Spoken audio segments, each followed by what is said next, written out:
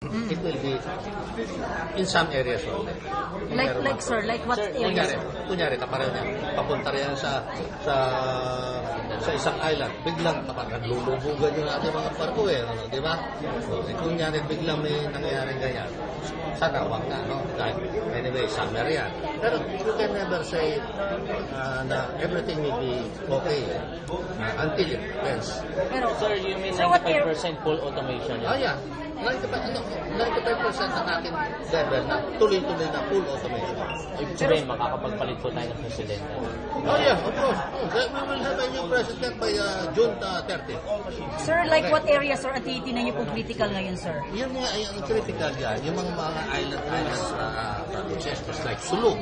Ang dami-daming riyan. Do you know that Tartar Islands to Jolo is around 17 hours ang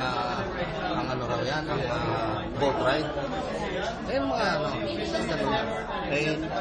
kung meron nga lumubog dyan, huwag naman sana. We have to be ready for this. Okay? So yung Sulu lang po, sir, Sulu, part lang po ang titingnan yung critical. Ano? Yung titingnan yung critical na area Well, ngayon.